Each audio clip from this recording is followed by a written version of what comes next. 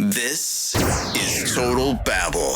There's a big thing whirring around the internet that all of Taylor Swift's shows are completely lip-synced, and even her band is on a track, and the whole thing is just a big bunch of bullshit. And I'm struggling with, I really genuinely like her records, but then I think, do I want to support somebody that is doing that and pretending to do a show when they're not really doing the show? And then I wonder how much of what's on the records is really talent, or is it just manipulated producer bullshit?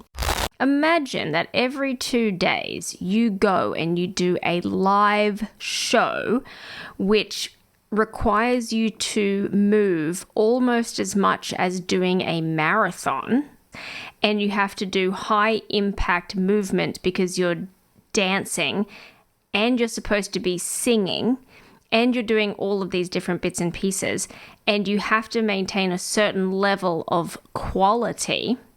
What is the likelihood in order to maintain a consistency of performance which is demanded because people pay hundreds, if not thousands of dollars for these tickets? What's the likelihood that you would allow or leave it up to chance? There's too many variables. Like, you would want to control the variables. Like, if I was the producer for that show, Yeah. I would control the variables because you got to get to the next town. That's like a 3-hour show, and there's a lot of dancing, and it is big production, and there is so much going on, and that must be very straining and tedious.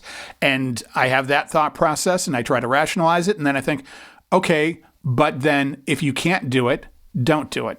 As a legitimate artist, if you can't do it, don't do it. Like I say, if you can't sing that on the record, don't fix it with auto-tune. And if you can't do that night after night, don't do that night after night. And that also makes sense in my head because I think, well, really, you're bullshitting people. The Total Babble Podcast.